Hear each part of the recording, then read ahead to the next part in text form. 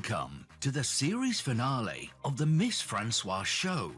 5-season, 76 episodes and over 100 guests. Series can be seen on YouTube, 22 Caribbean countries, and in the northeastern area of the United States by over 3 million viewers. Mss Francois, a phenomenal woman. She has 2 master's degrees. She is an author, speaker, producer and entertainer. She hails from Trinidad and Tobago.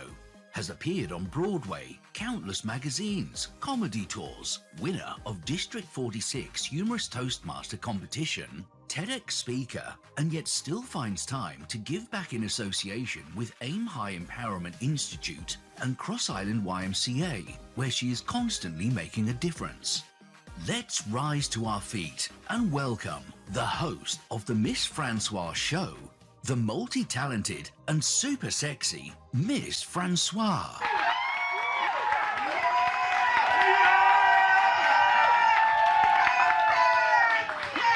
You all can stop now. Yes, thank you. Have a seat, have a seat.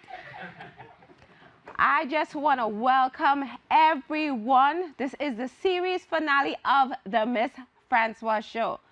This is the first time we have had a studio audience since 2019. So I'm super excited. I have all my friends, my family, my momentum people, my banking people, my Toastmasters people. So everyone is here just to celebrate. But one of the things that I said, I wanted to venture back a little. I want to be present. Plus, I want to see what the future has. So the first thing we're going to do to start the show off, besides looking at how amazing I look,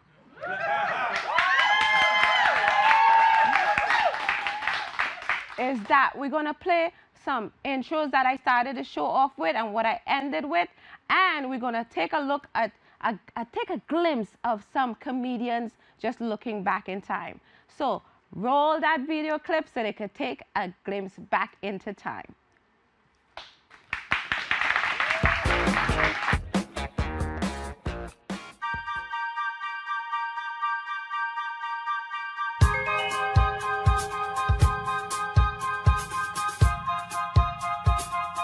You're watching the Mss Francois Show.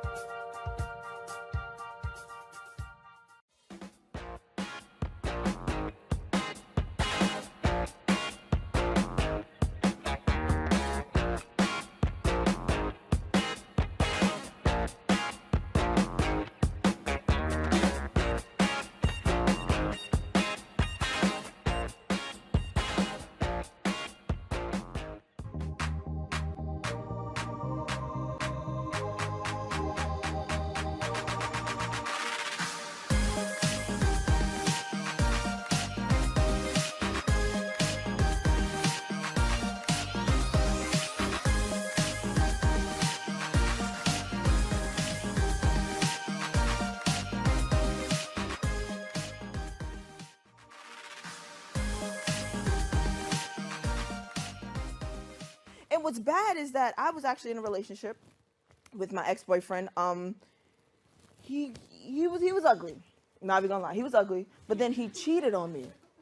And do you know how bad I felt? I wasn't even upset that he cheated on me. I was upset that I let someone ugly come into my life. I let someone ugly come into my life and cheat on me. Like, you didn't even give me the chance to cheat on you first. Cause like, imagine Elmo, he got a long day's work, and ladies, you want that quality time. No matter how much your man making that money, y'all want that quality time. Am I right? You want him to run that finger through them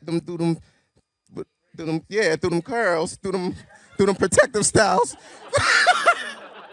But could you imagine Elmo coming from a long day's work and his woman want to spend time with him? She's like, baby, you've been gone all day. Come lay with me. And Elmo's like, look, baby, look. I had to count to 117 times. A kid threw up on my fur. I just want to take a shower, go to sleep. And you know, ladies, when you want to get your man's attention, you start taking off clothes. And Elmo get right into performance mode. Okay. You want to play with Elmo? You want to see Mr. Noodle, huh? Come here, Elmo has something to show you. Lay right there. You know, Elmo black, so you know he got the music going. You know, I don't know about it is, but black man, we got to make love with a soundtrack, but it's a... La, It start getting good to him. He starts singing. la, la, la, la, la, la. That tickles. I've actually dated like a lot of white guys. So if you want some advice on dating white guys, first of all, don't. Don't do it. Don't do it. They crazy. They just say whatever, right? You know what I mean? Like, the last dude I was with, he said something crazy while we were hooking up, right? Right? I was like, give me some fantasy, right? Say something dirty, say something sexy. And he goes, you're my sexy little white woman. I know, but we were in bed, right? Right? Like, I didn't want to kink shame him, right? So I was like, all right, go with it. Let's make it sexy. Let's make it kinky, okay? So I just started strangling him. I was like, I need to speak with your manager. I don't like when certain people get on the train right before it go express. Am I the only one that feels that way? Like, I don't like when like homeless people get on the train. Right, because now I'm stuck with you for 10 minutes. You know them D-train doors don't open. Now you gotta be smelling like struggle vapors all through the car. I gotta deal with that. Other people I don't like getting on the train. I don't like the subway acrobats. I mean, I be wanting to see them kick somebody in the face, but that's a different story.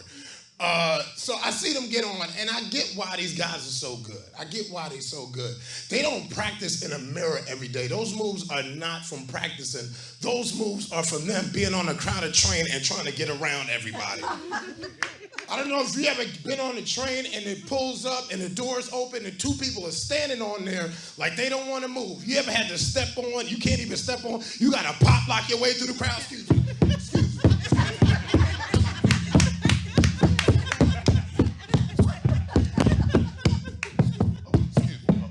Oh, you going to the Mss Francois Show? Excuse me.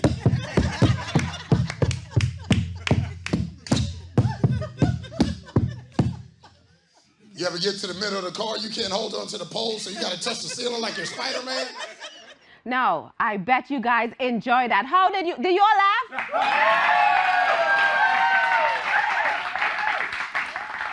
Now, that was a blast from the past. So what I want to do is go into the present, and I'm going to introduce you to our comedian, Kendall Allison, a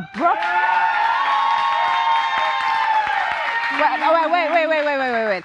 I had to introduce her, okay? You see how these things work is when I introduce you and I say a bio, people are going to want to listen to you. So I don't know why this crowd are acting up. Anyway, as I was, Kendall Allison is Brooklyn-based comedian from California. They have performed in Broadway Comedy Club, Comedy Oakland, and throughout New York City. They even host a show called Sauce. I like me some sauce. With that said, Kendall Allison, make us laugh.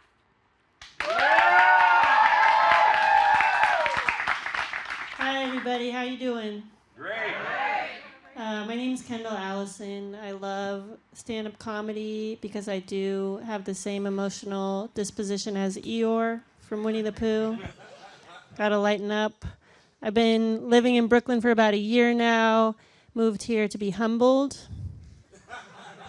So far, it's going well. I was on a run the other day, just jogging, feeling very sporty, very majestic, like a gazelle in my mind's eye.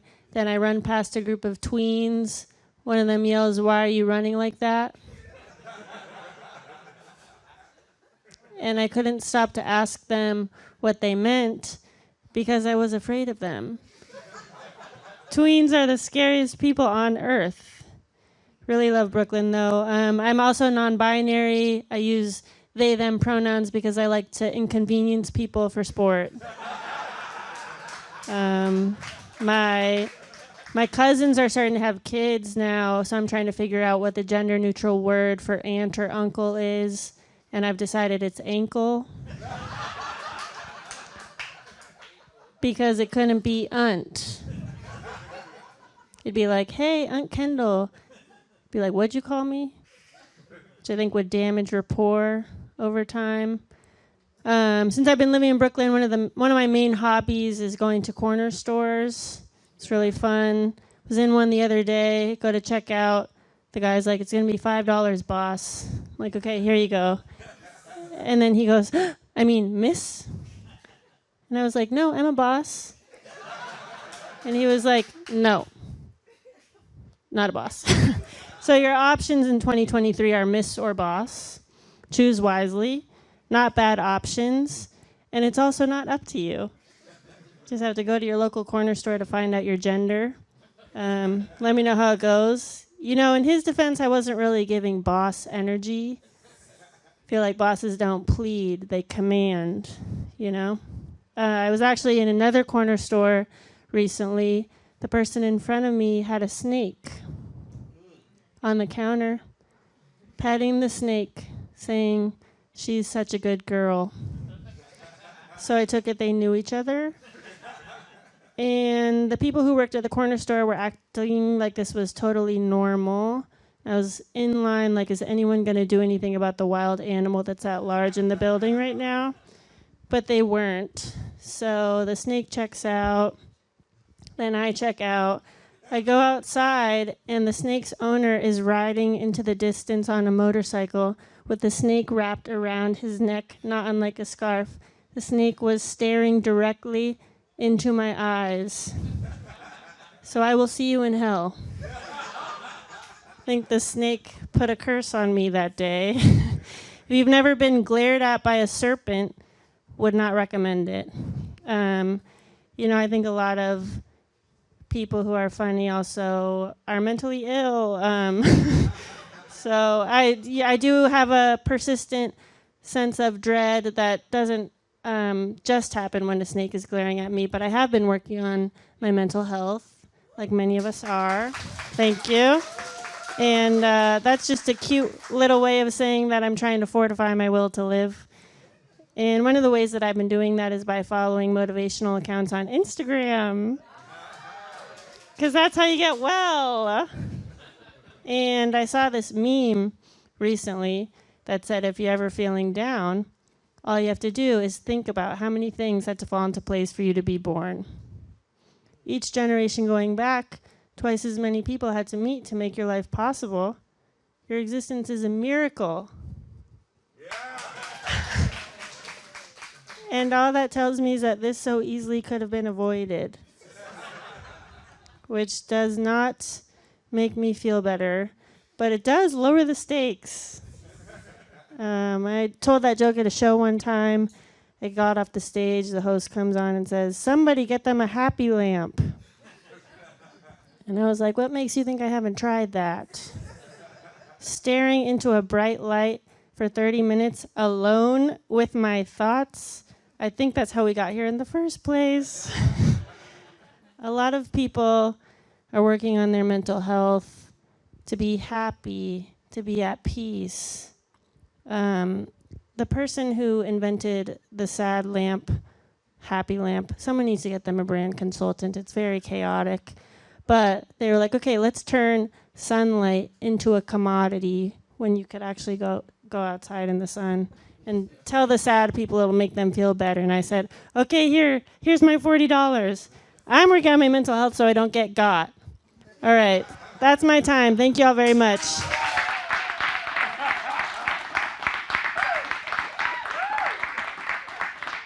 Now, you must have laughed at least once, because I laughed like twice. So with that said, I want to keep that going, and I want to come back. We're going to stay in the present, and I'm going to introduce you to another comedian by the name of Stefan. I guess he didn't want to do Stephen.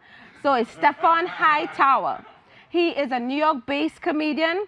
His humor has allowed him to appear in events around the country. He has worked with Roy Wood Jr., Coco Brown, Bruce, and comedic, wait, these are two dead people. Oh, Paul Mooney and Dig Gregory. He recently appeared on Prime Video and Amazon Prime. So give a round of applause and welcome Stephen Hightower. How y'all doing? Are y'all good? Yes, so I live in New York City now. I'm originally from St. Louis, Missouri. Yeah, I've been living here almost 4 years now. It's crazy to think about, like, when you like move out of town, your family like to call you and like update you about stuff that's going on back home.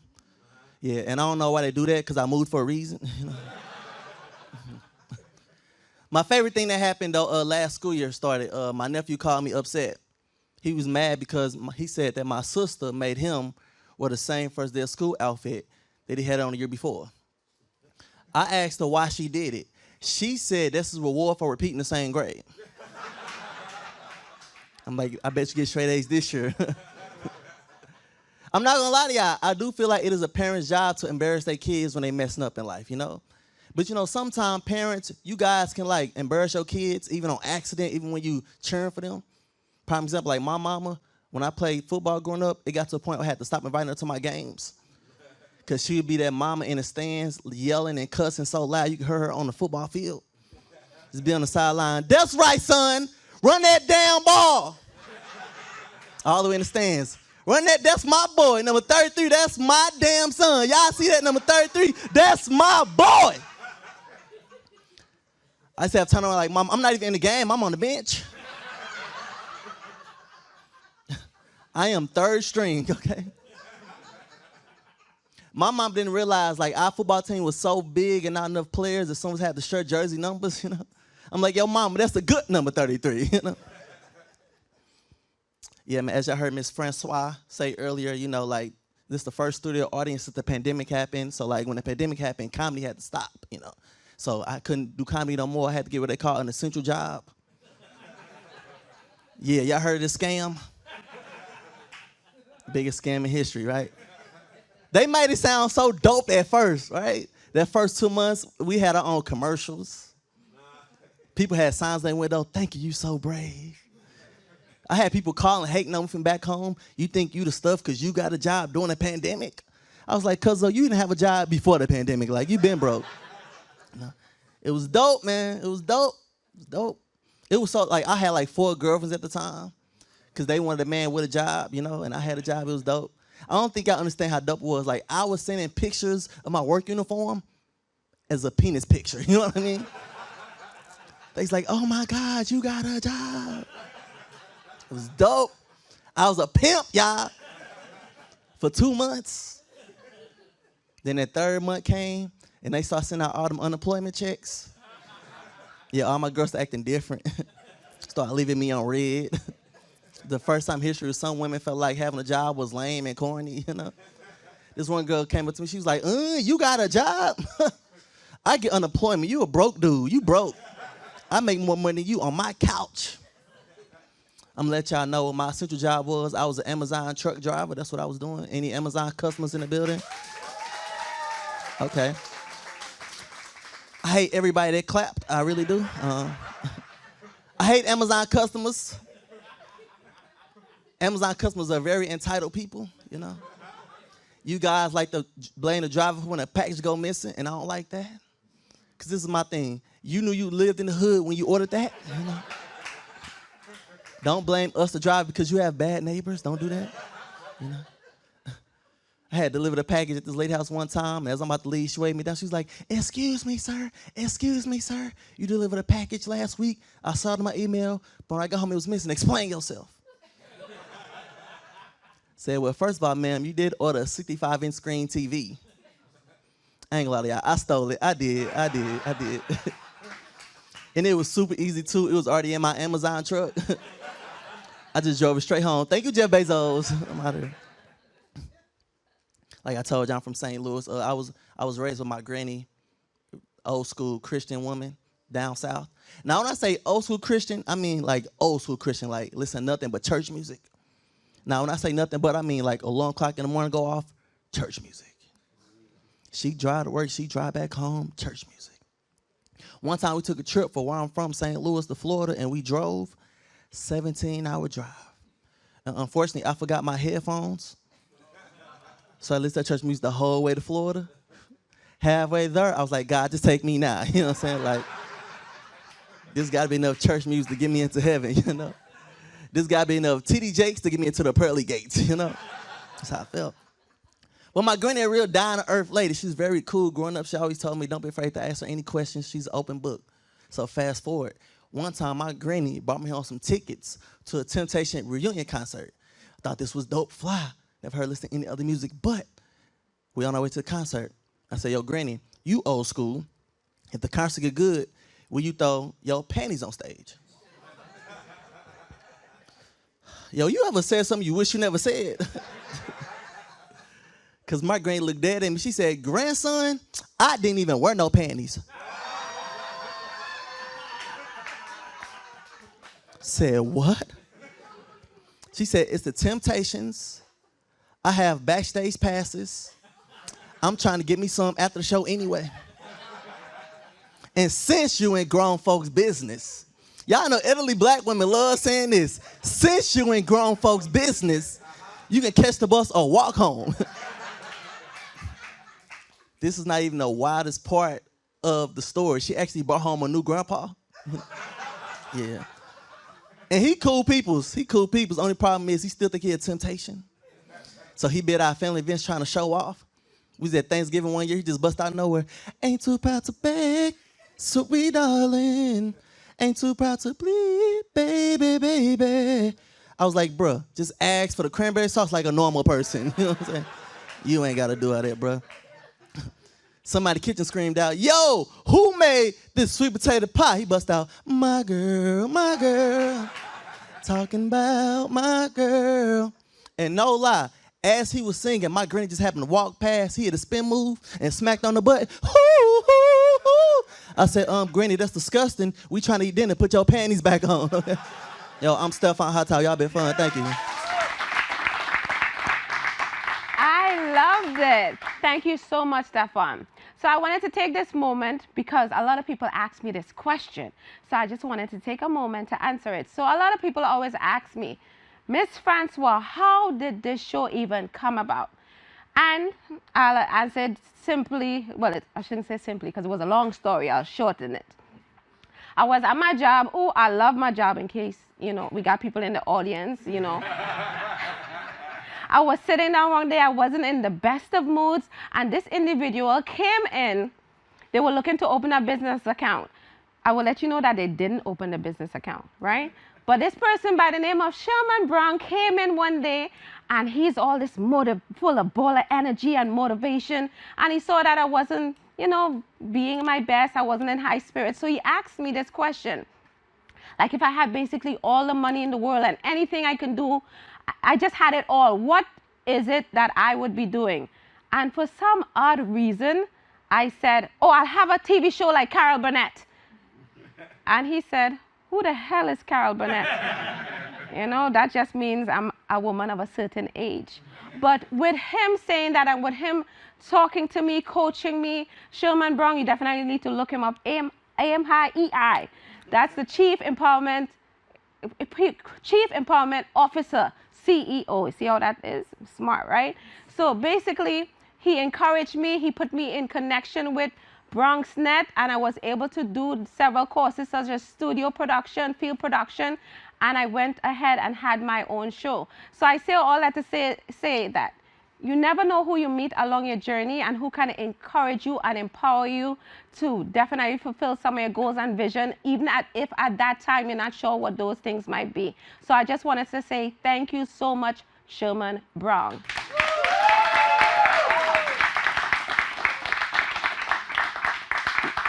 All right. Oh my God, Jesus.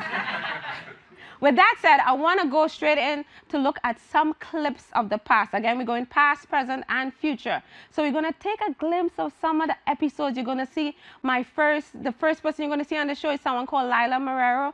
She started this first episode and she found her husband hiding in the hiding the mistress in the bathroom. Right? One of those situations. You're going to see George Frazier, the Mr. Network marketer of them all. You're going to see Hattie, the oldest cougar. And you're going to see Nessa Preppy, one of the international soca stars. So enjoy and take a look and a glimpse at the past.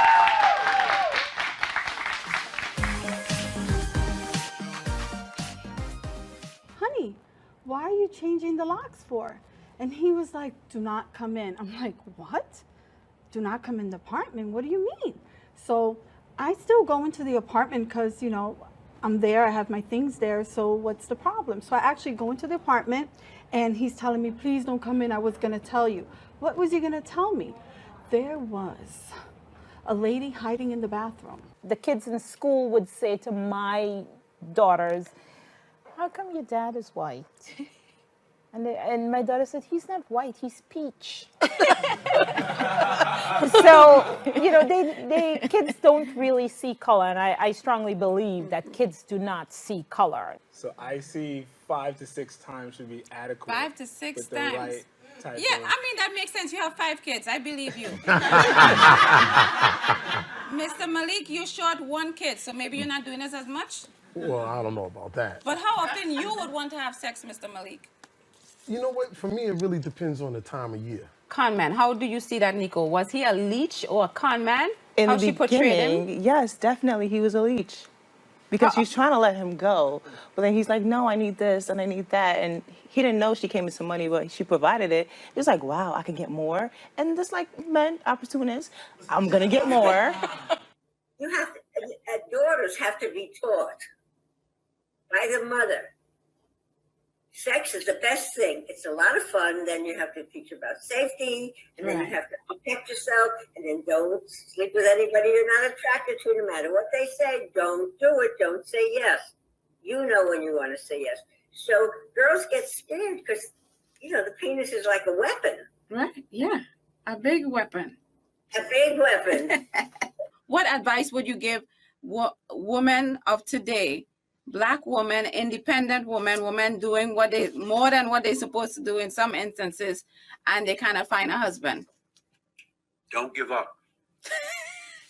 There's someone out there looking harder for you than you are for them. It's like finding a needle in a haystack. But the optimism is that there is a needle in the haystack. You just have to find it. So you don't give up. Continue to be you and to do you. And if you want to meet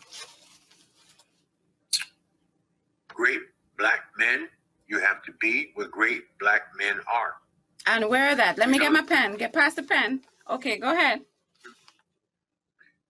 Generally, great black men play golf. Hi, Nessie. Hey, Miss Francois. Looking beautiful as always, I'm sure. Okay. Girl, I'm going to mix that. I'm going to record that. I'm going to play that over and over and over on my Instagram. And it's the truth. It's facts.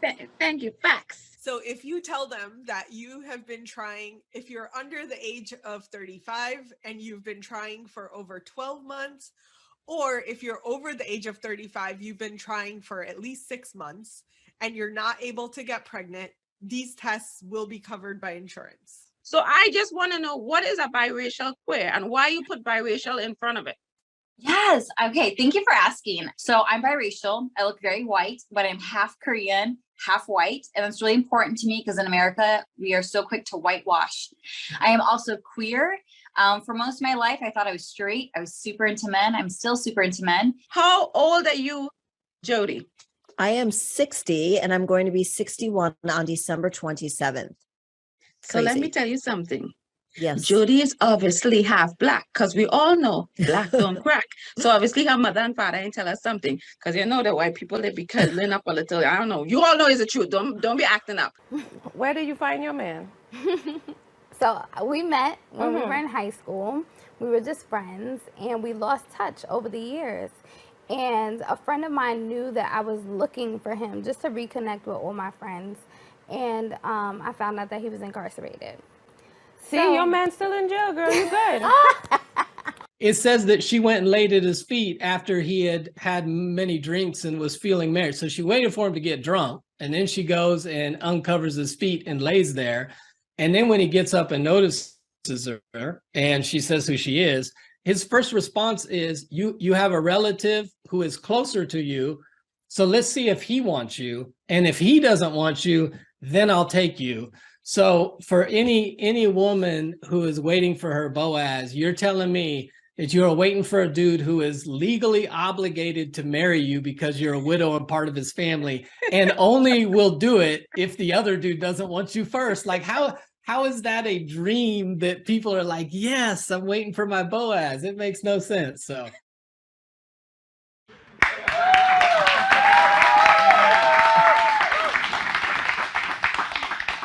So I hope you all ladies definitely realize don't look for your Boaz, okay? Because obviously he didn't really give a crap. But anyway, this is what I wanted to discuss. A lot of people wanted to know why I decided to go through with a show like this. So let me tell you. Men, okay? Men stressed me out, frustrated me. At the time I started recording this show, 5 years ago, I was going through a breakup. Sleeping with prostitutes. Anyone remember that? Because some of them in this audience like, not my man. Yeah, he doing that right now. So people thought I started this show because, oh, I wanted to empower and uplift women. Bullshit. I did not care about anyone else but myself. But what I would say is that I use this as an outlet to definitely make me happy, to build myself back up, because I was so angry. If you take a look at the first 4 episodes, you will see one angry Mss Francois. But I think humor is a healing. It definitely makes you be able to digest certain things better. And through the course of the year, I've met so many amazing people. I've been able to engage, empower, entertain people, and make them feel better about their situation. Men, I still like men. I thought about crossing over to the other side, but no, I can't do that. But with that said, one of the other things that I like to do, I like people to be entertained. So a lot of times I would have 5 minutes, a comedian, maybe someone would do poetry. There's always something going on to entertain people. And to me, that is just the exciting key. Get people so engaged watching and wanted to know what's next. So let's take a short clip and show you all of some things and some people that definitely entertained us in the last 5 years.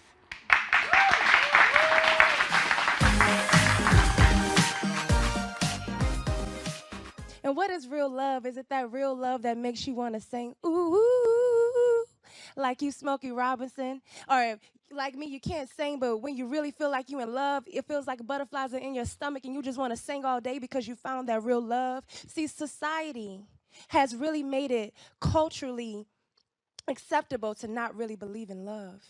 So how do we regain love again, and what makes love real? It's that love that is like a prayer to God, that you manifest all the things that you thought couldn't be manifested. Love is like a dream, that great dream, almost like that Martin Luther King dream, but this dream is when 2 hearts come together, syncopating at the same beat. That love, that real love, that Coretta love, that Ozzie Davis and Ruby Dee type of love, that love where it's like it's just that organic love, that real love that I just can't quite put into words, but when it's quantified, when you feel the warmth of a mother's love type of love, see, that unconditional love. I used to hate you. Can't stand the look in your face, let alone your eyes. There was always something about the absence of your love that I always despised. Creating thoughts in my head that made me cry. False evidence appearing real, and all you knew was lies. You never said that you hate me, but I could see it in your actions. There was fire in your eyes, and I lit the matches. Hating you was like a drug, something like crack is. Now, on the outside looking in, I'm trying to figure out what was attractive. I gave you my best, oh, didn't make love to nobody else. Despite all your faults, I can't let you go. We gotta hold it down. I ain't walking away. No, no, no. I ain't walking away. No, no, no. All my love would be wasted, and I can't afford that pain, so I ain't walking away. No, no, no, no, no. Your bumper outside place, girl. Your waist can't stay one place, girl. You drunk in your trunk concerning.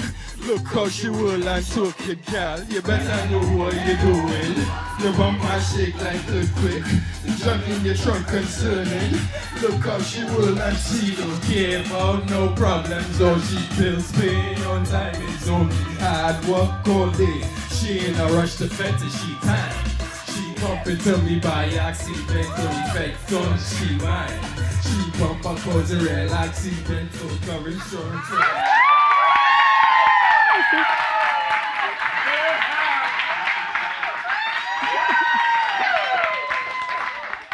I love entertaining people, and that was some of those songs, those people I admired, and it just had a lot of fun. But you saw that on the television. We have a live performance, and I'm telling you, this individual is dynamic. I've known this person for maybe 7+ years. It's been an amazing ride, and to see how far this person have gotten. So let me do a proper introduction. This person is Damian Anthony, is a pop, reggae, and dancehall artist from Jamaica and raised in the Bronx. He has worked with such artists as Peter and Corey Guns, legendary Slick Rick, reggae artist Cranium, and from Star Series Power, I can never pronounce this guy's name, Rotimi. To name a few. Don't try to correct me. I said they know what it is. It's Power. He just released his first single, which is 16 on the biggest Latin urban reggae DJ record pool charts. He is on his way, and that's why he's on the Mss Francois Show.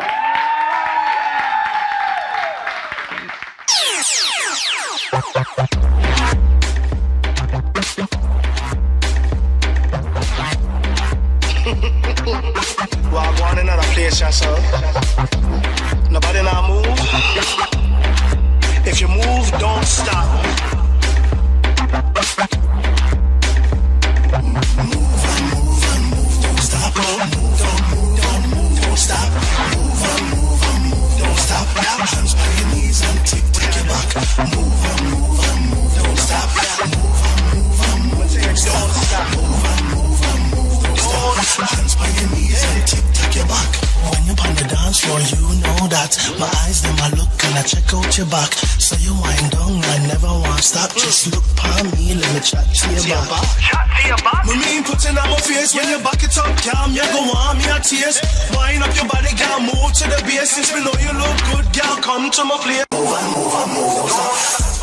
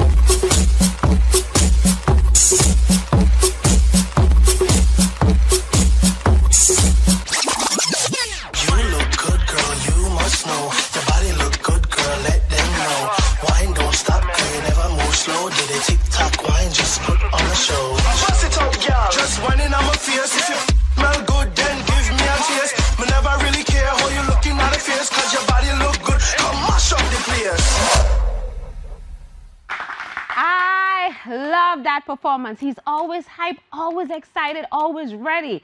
This crowd was a little, but that's okay.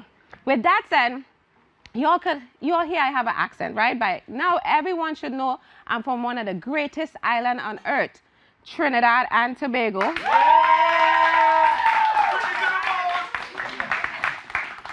Trini to the bone. Some people say tricky daddy, but anyway, with that said, I always made sure, no matter what, that when I was on my show, you knew where I was from. I'm very proud to be a Trinidadian. I should say Trinidad and Tobago, so Trinidadian and Tobagonian. And I always make sure I represent. So with that said, I'm so excited and so happy to introduce you. First of all, this particular person, his name is Ricardo Jeremy. I don't know why you have a first and last name, but anyway, what I love about the instrument he plays, in case you all don't know, he plays the steel drum. Sometimes we call it the steel pan. And he's here that instrument is the only new instrument of the 20th century, which started in Trinidad and Tobago.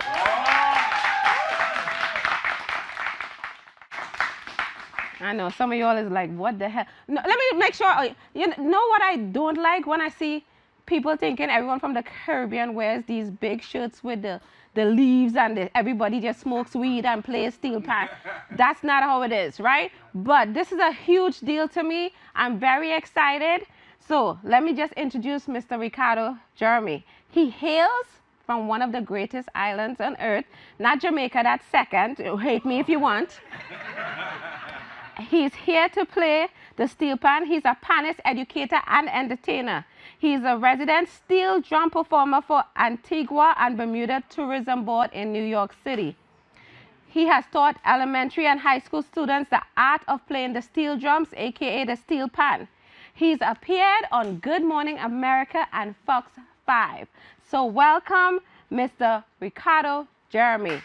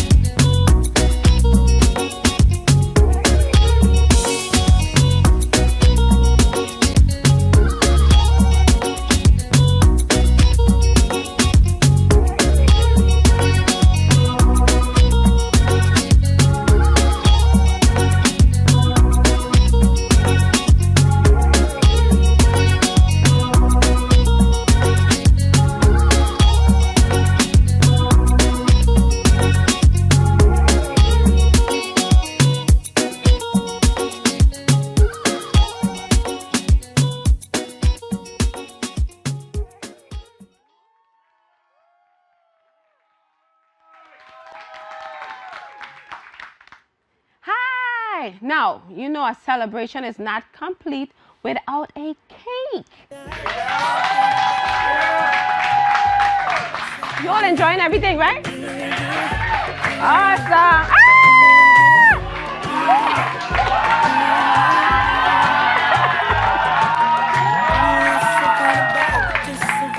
This is my niece.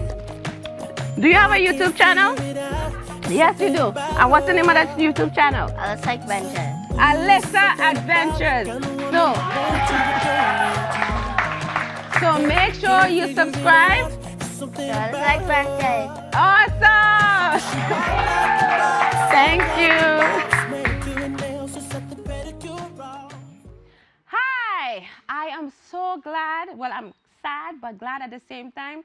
I'm just so happy that you all was able to see the whole 5 years through. You went into the past, you're in the present, and we don't know what the future holds, but I know it's going to be something bright. I just wanted to take this moment to remind you, whatever your goals and visions are for yourself, just keep taking small steps. You don't know who you're going to meet along the way that's going to add to your life. And some of the goals that you think was your goal, believe me, just go in the direction of whatever, because so many things have opened up for me because of this show. So I just want to encourage everyone that's listening, you know, just make sure you keep moving forward and do not give up. One of the things I wanted to take the time and say is, I just want to thank 1 or 2 people, everybody I'm thankful for, but 1 or 2 people behind the scenes. We have Joe, who is an amazing senior studio producer of BronxNet. We have Kay, and we have my sunshine, Ray. Thank you so much. Thank you to the decorators and my photographer. I really appreciate you guys being behind the scenes. No one sees you guys, but you all do so much for me. And of course, my studio audience. Since 2019, my first studio audience. Thank you so much for being here today.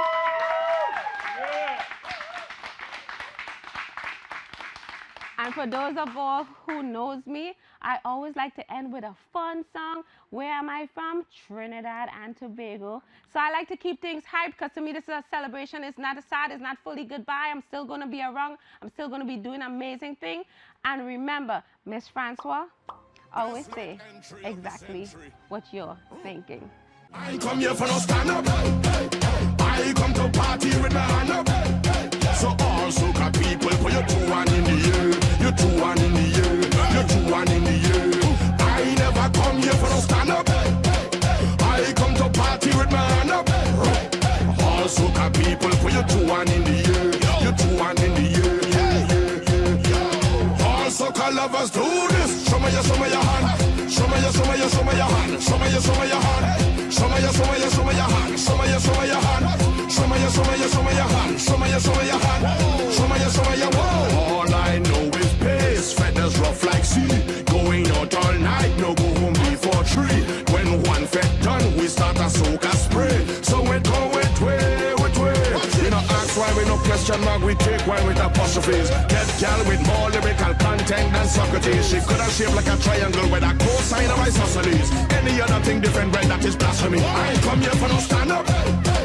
I come to party with my hand up. So all soca people, put your 2 hands in the air. Your 2 hands in the air. Your 2 hands in the air. All soca lovers do this. Show me your hand. Show me your hand. Show me your hand. Show me your hand. Show me your hand. Show me your hand. Show me your hand. Show me your hand. Show me your Santa Maso place. Diorino, girl rolling and pelting waist. Diorino, rags up in your face. Diorino, don't matter who mash your lace. Diorino, I know about mash your place. Diorino, girl rolling and pelting waist. Diorino, rags up in your face. Diorino, don't matter who mash your lace. Diorino, yo, one way or the next side day, whether play or free. If they don't let we would climb in tree. Pelting waves from high, so long as we can say. So it roll with way. It's Maxims and Van Lows, and my friend them start to gather up. Look, we bathe in the rainwater, all this so begging to ladder up. Who coming from down the river on small rafts at the paddle up? When you see me friend and them link up and we saddle up. I come here for no stand up. I come to party with my hand up. So all soca people, put your 2 hands in the air. Your 2 hands in the air. Your 2 hands in the air.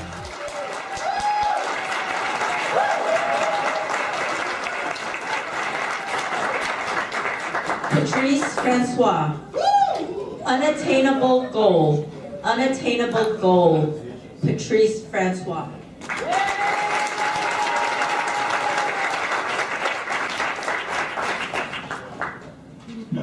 Can any one of you women in here understand how frustrated I am? No, seriously. Can any one of you understand how I feel? Over the last several months, I have read several books. Let me give you an example. Act like a lady, think like a man.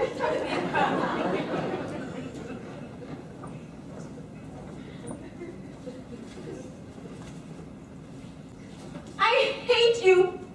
Don't leave me. One of my favorites. Why men love.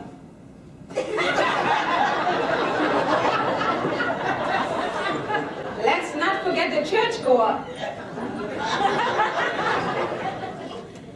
God, where is my Boaz?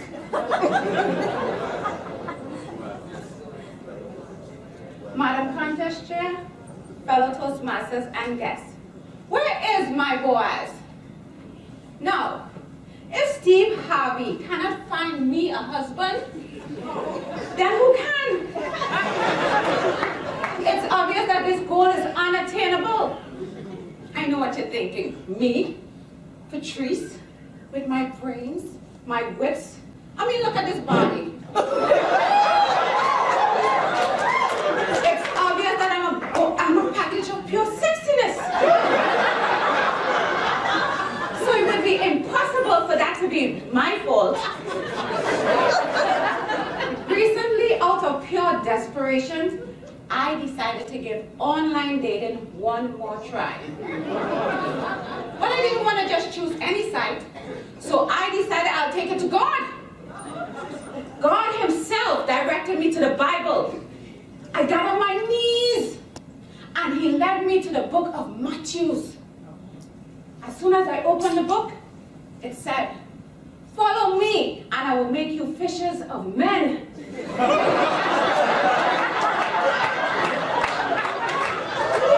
I immediately signed up to a site called Plenty of Fish.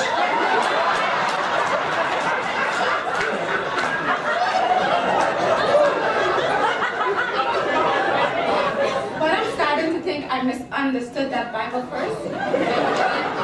Anyway, I put my profile up, I put my pictures up, and after a while I was getting a lot of messages. It had messages like, "Hey sexy, hey beautiful, can I take you to dinner?" After a while these men were starting to look real good. Especially Mr. Hot Chocolate 123. He was 6 feet tall, smooth, chocolate complexion, and beautiful brown eyes. Did I mention his body? You know, that prison body? You know, that body you could only get in prison? Because there's nothing else to do but to lift weights and change religion. Me and Mr. Hot Chocolate was talking all night long about our goals, our dreams, things we were going to do together. But after a short Google search, guess what? That prison body, he got it in prison.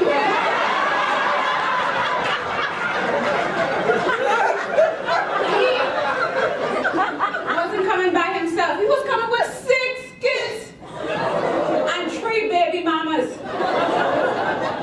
Results? My goal was unattained. You know what, Toastmaster? I am fed up. I'm not even sure what men want anymore. Seriously, Raoul, what do you want?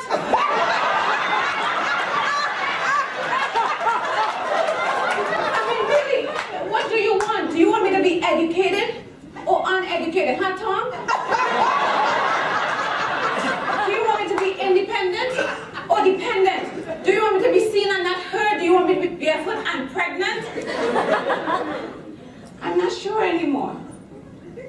oh wait, is it my clothes?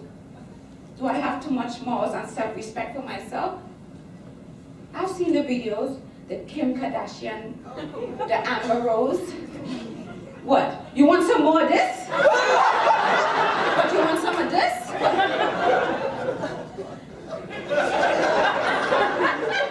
You know what? Maybe I should leave it to God. Maybe He has a plan. Maybe I'm supposed to have a child at age 70. And be entered into like some medical history book. Maybe I'm supposed to go to Jamaica, like Stella, and get my groove back. There must be some Caribbean man that need a green card.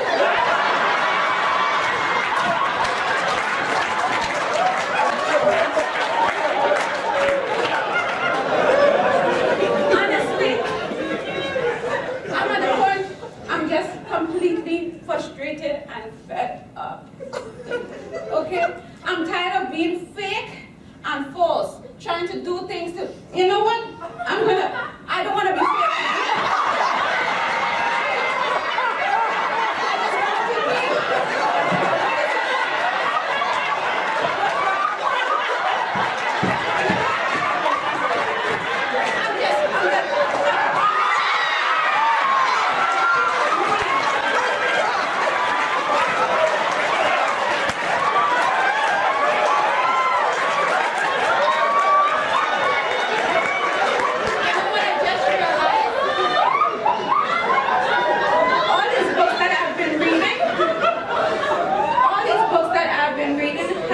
To realize that I've learned from these books, it has helped me to become a better version of myself.